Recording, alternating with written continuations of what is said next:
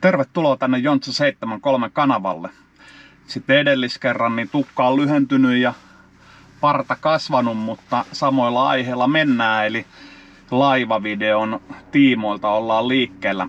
Nyt olisi tarkoitus sieltä tuleekin superpuuma just yli.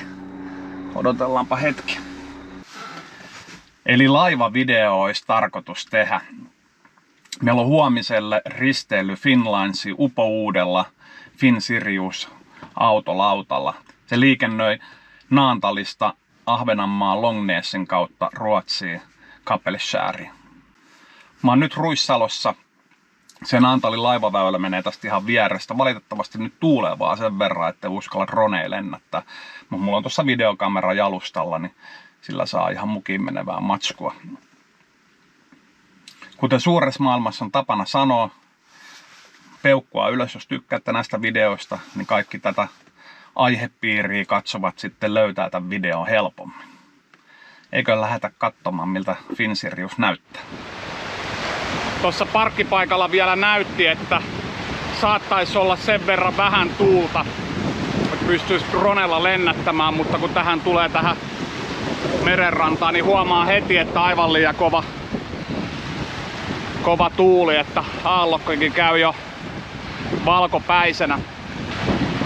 Mielenkiintoisena yksityiskohtana huomasin tuosta Marine-trafficista, että Meijerin telakalla oleva Icon of the Seas olisi lähdössä meritesteihin. Sillä oli vauhti jo 1,6 solmua, että kävisikö näin hyvät säkä, että näkisin senkin liikkeellä samalla kertaa.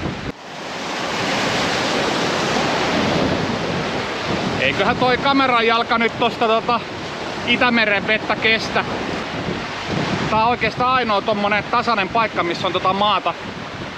Taida pysytellä. Tässä on tuossa noita kallioita, mihin vois mennä, mutta sitten siellä on taas näkyvyys suuntiin vähän heikompi.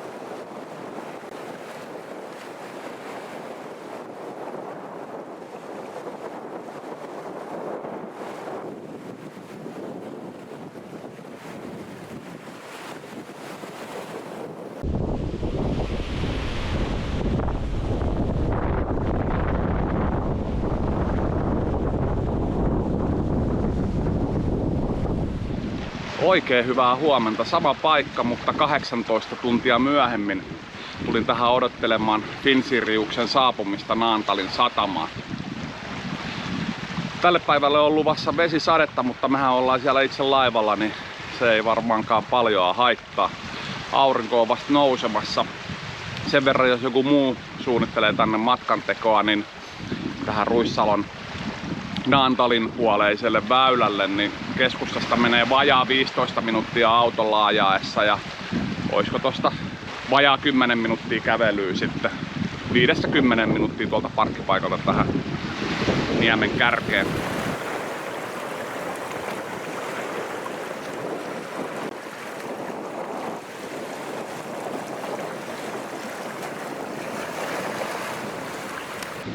Tuolla näkyykin viikkari saapumassa, että aika tiukille menee, jos meinaa keretä. Mutta tässä mä vaan selittelen. No joo. Tuossa matkalla niin aika paljon saattaa olla peuroja liikenteessä, ettei kannata hirveästi rallia ajella tässä Ruissalon alueella. No niin, aika tiukille se meni, mutta kerkäsin tähän pikkupukin laiturille ennen kuin Viking Glory saapuu.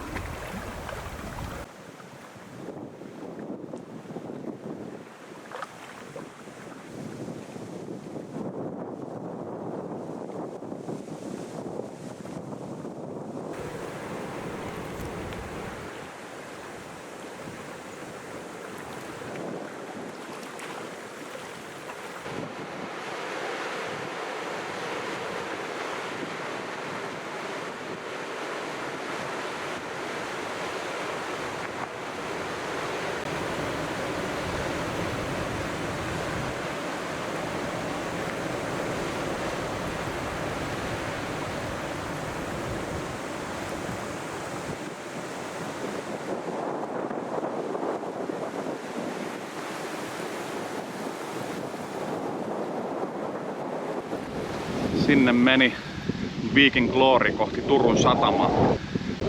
Seuraavaksi mulla onkin ohjelmassa sitten hotellille aamiaiselle ja sen jälkeen kohti Naantalin satamaa ja risteilylle Finnlinesin upouudella Finsirius-laivalla. Tossa tosiaan niin kuin sanoin, että kauriita näkyy, niin pari hyppi tuossa tienposkessa nyttenkin kun tulin, niin kannattaa varovasti ajella. Näin on aamiainen nautittu ja lähdetään Kakolanmäeltä kohti Jatka suoraan Puutarha Naantalin satamaa. Lupaa, että tässä varttitunnissa oltais perillä. Tässä tuli vähän enemmänkin vesisadetta, että ihan hyvä, ettei osunut kohille, kun olin siellä Ruissalossa. Tässä olisi ihan kastunut. Joo, tosiaan eilen siellä Ruissalossa, kun aloin hihtaloimaan, että kohta lähtee Icon of the Sea meritestille, nää kiusaskin vaan mua. Ei se sieltä koko iltana lähtenyt mihinkään. Tässä on tää Meyerin telakka, niin katsotaan, että muistaakseni tästä näkyy ihan hyvin toi laiva. Te ette kyllä näe siitä sitä, mutta mä pääsen tätä näkymään ihailemaan. Kato noin vesiliukumäät ja kaikki ne on päällä. On se julmettu kokonaan.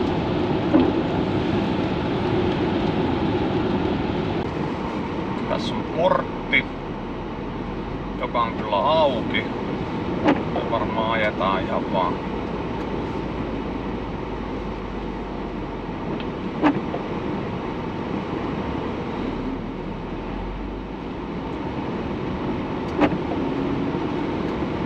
Terminaalin pysäköinti on sitten tästä kun tullaan, alkaa laiva on Finsirius näkymään tossa, niin käännytään vasemmalle.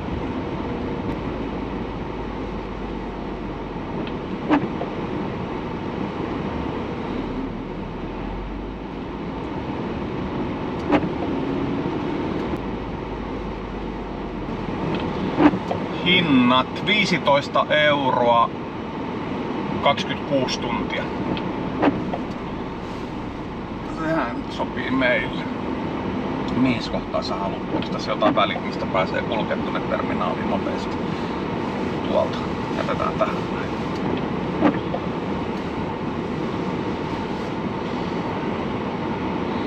Naantalin satama ja terminaali on saavutettu. Seuraavaksi sitten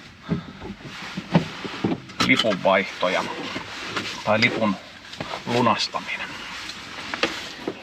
Okei, tässä on 15 jalkamatkustajaa ja meillähän on bussikuljetus laivalle, koska tuossa satama-alueella ei saa kävellä. Tosiaan Fölin pikku bussilla päästiin tänne autokannelle, josta sitten siirrytään itse matkustajakansille. Oikein siistiltä näyttää.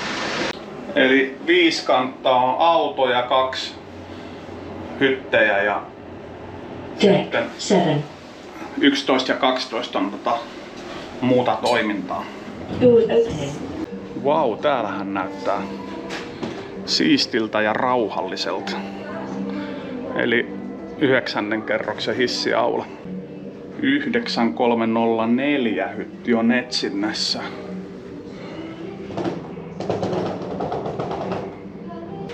Tässä kato vaan, ei lue sitä. No niin, ei lue. Ja erikoista. Se on jäynä.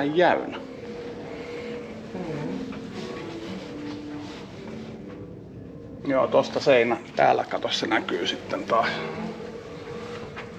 Mielenkiintoista, mutta tässä ei näy. Yritän selitellä. Oi, kivasti noi valot laitettu noihin hyttiovien numeroihinkin.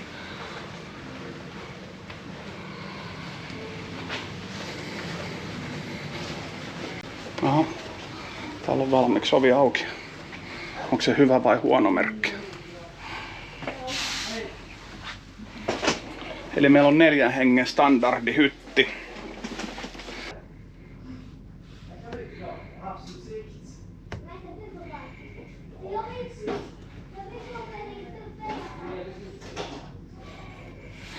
Näin.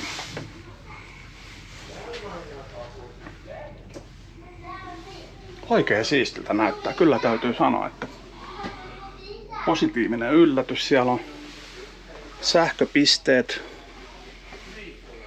sängyn vieressä. myös USB-latausmahdollisuus. Sohvassakin on mukava kuviointi. Korjaan sohvassa, joka kääntyy sitten sängyksi.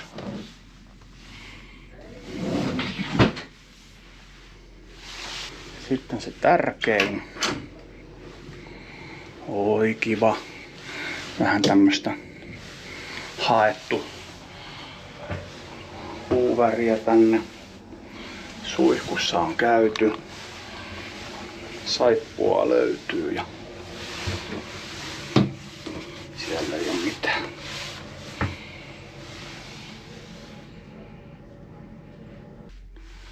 Vaatelineiden päältä löytyy 2 sähköpistettä ja sitten tommonen lähiverkko liitäntä. Oikein siistiä. Ahaa, onko täällä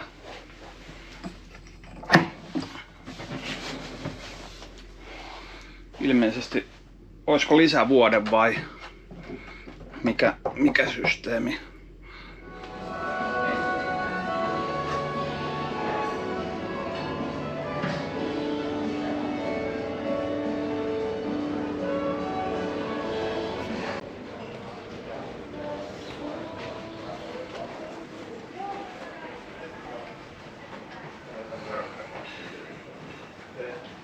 Mä oon tehnyt mitään helpottaa visiin. Vaikka mä laittaa sen jo tässä noin juttuja, mitkä alkaa olla vähän tietää, jos ei... Niin toi olisi niin kuin ilmeisesti iso matkalaukku. 6 tuntia 3:20.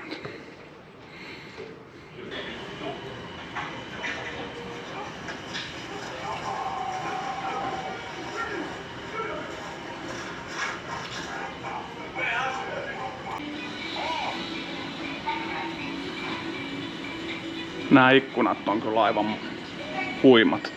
Niin kuin tuossa Gloorissakin tykkäsin kovasti tästä, että pääsee ihailemaan tätä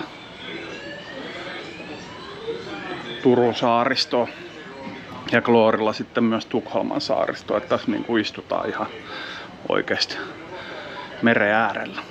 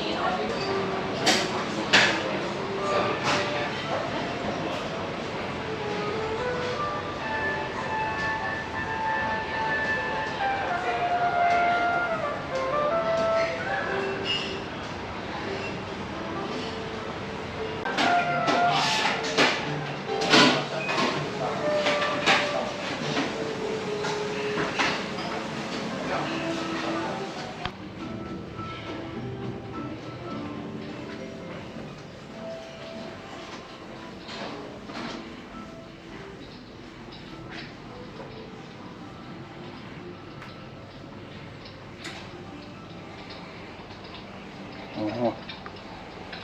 Siellähän on komeat liaskat melkein. Oikeet.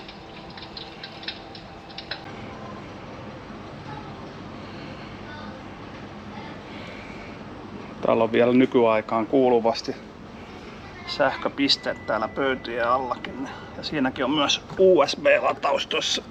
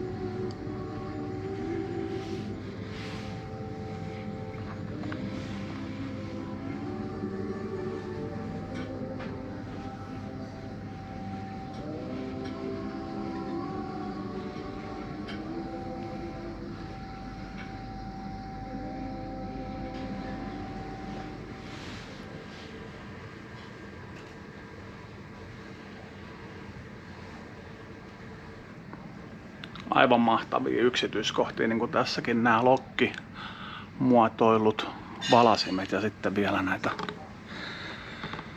korsia tässä.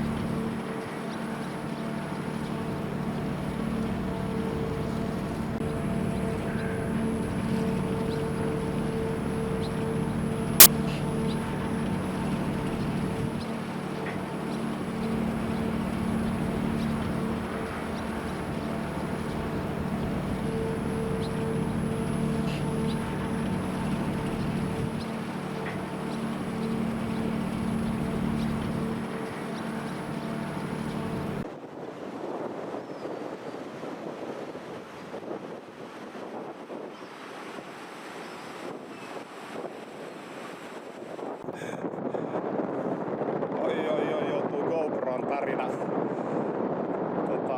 kuvanpakain nyt koville. Se ilmeisesti, mä en tiedä edes näkyykö toi tossa videokuvassa kuinka paljon tää tärisee, mutta tämähän niinku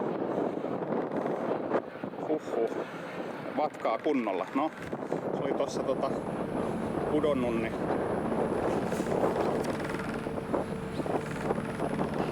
katsotaan mitä tulee.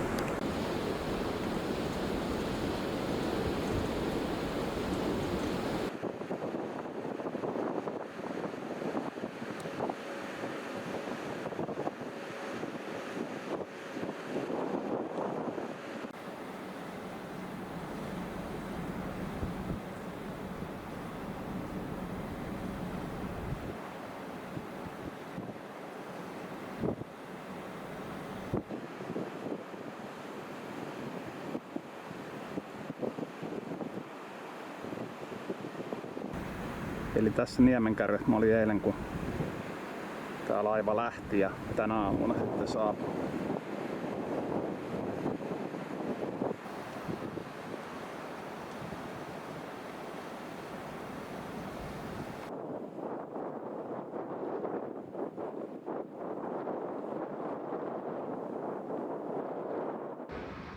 Nyt on lähtö zoomailtu. Tähän Stellar Loungeen kuuluu myös pikkupurtava mukaan.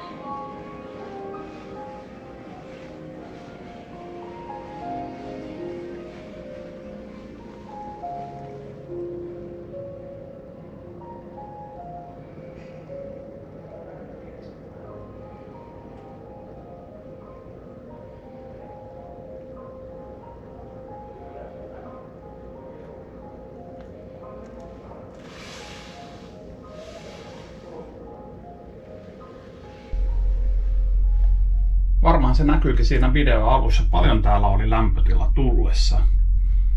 Ja mitä tuossa alemmassa, mitä oli haluttu. Mutta nyt täällä on ainakin huomattavan kuuma ja tossa kun kokeilin tätä ilmastointilevyä, niin tää oli lämmin.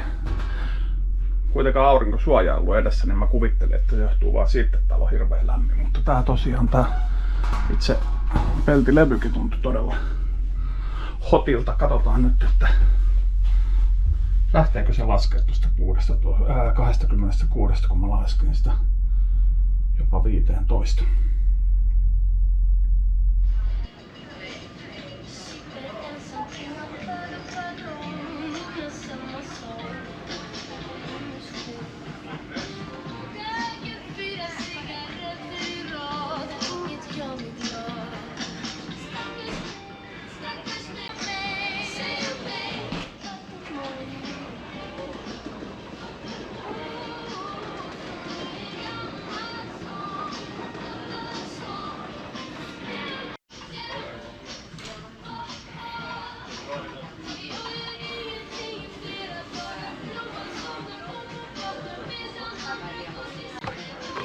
Siis kattokaas tätä.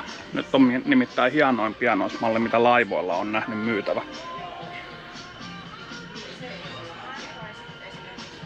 Ja pelkästään tää mun paitani velvoittaa ostaa, tai jos en mä mitään muuta tekosyytä keksi. Kyllä mun pitää ottaa tuo.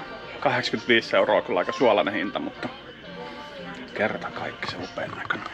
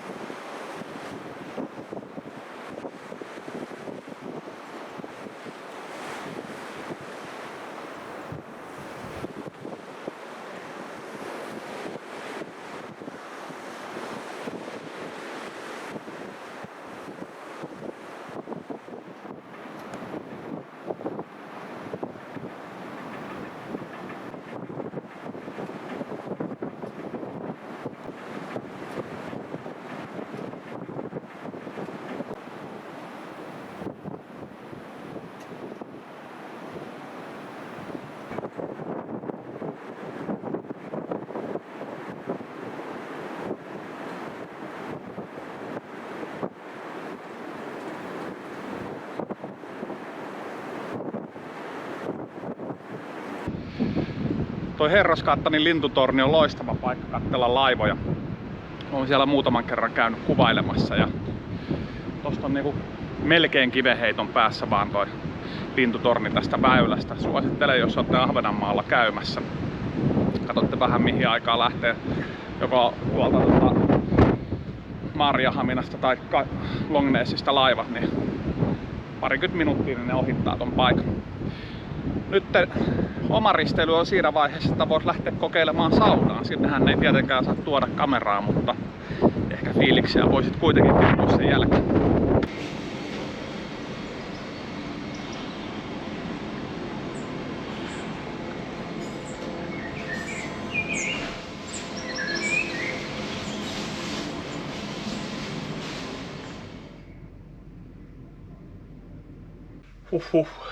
Vähän turhan kuuma hytti. Ei toi näköjään toi lämpötila tuosta on laskenut, vaikka yritin säädellä tota lämpötilaa. Että just saunassa käytiin, mutta ei täällä hytissä pitäisi näin lämmin olla. Kävin sitä sanoa infossa, niin katsotaan saako ne asiaa korjattua vai joudutaanko vaihtamaan hyttiä. Saunasta, joo, siellä oli 3 poreallasta, 3 saunaa, 2 suomalaista ja 1 höyrysauna. Hyvät höyryt oli, en muista koska viimeksi millä laivalla olisi ollut noin hyvät höyryt. Ellei sitten yhtä Karibian risteilyä oteta huomioon, mutta siellä joku kikkaili vähän sen höyryntymisen kanssa, mutta se on toinen juttu. Sitten ulkoallas oli myös. Toi olisi muuten aika mielenkiintoinen kokemus, kun on 10 astetta pakkasta ja sitten menisi sinne ulkoaltaaseen lämpimään veteen, mutta luulen, etteivät pidä sitä talvipakkasilla käytössä.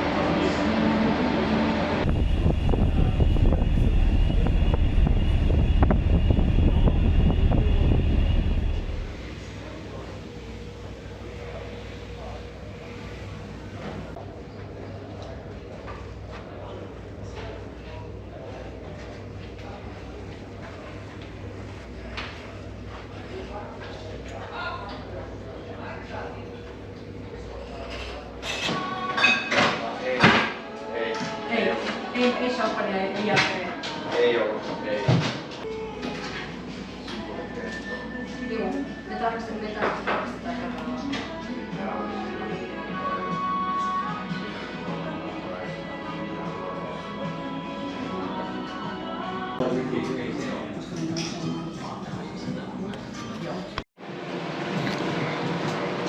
Wow! Ongintasimulaattori.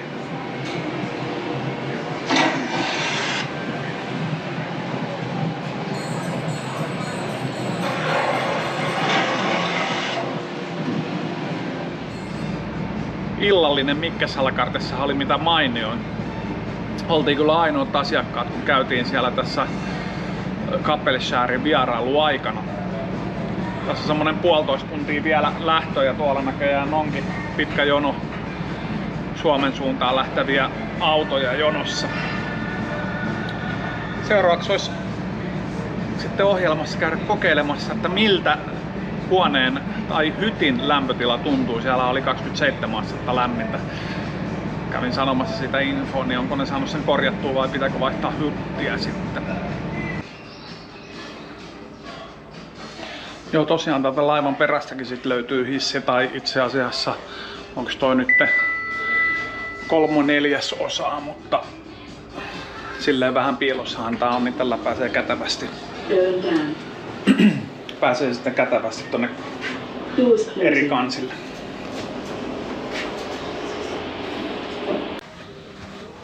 Jahas, näyttää siltä, että hytin lämpötilassa ei ole tapahtunut muutoksia. Vaimo tuolta tulee sen ruumiin kielestä, voisin päätellä näin, mutta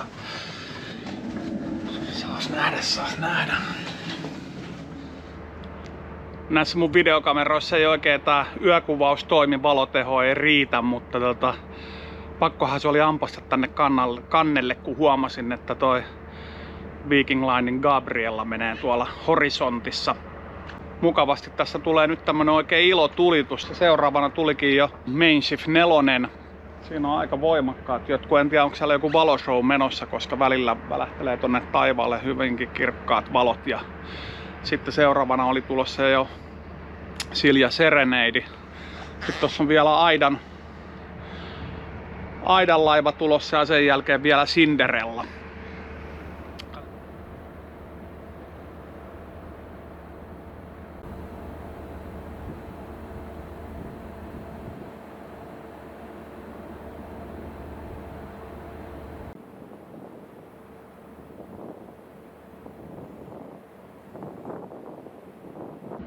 Odotellaan Cinderella ohitus ja eiköhän sen jälkeen laivakuvaukset ole tältä illalta valmiit. Mitä nyt se hytin lämpötilan kanssa tulee käymään. Saas nähdä.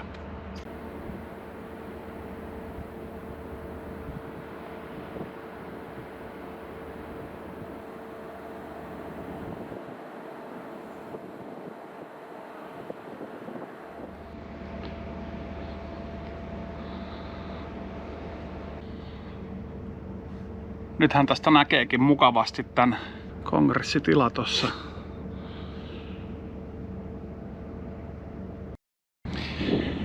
Helikopterien laskeutumisalustalla näyttää olevan vihreät valot.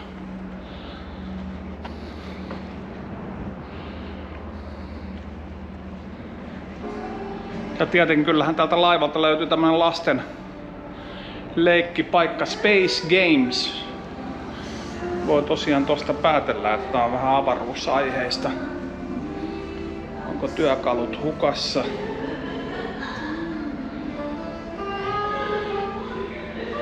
Sitten voi liikuskella kuojuustoa maassa ja niin edespäin.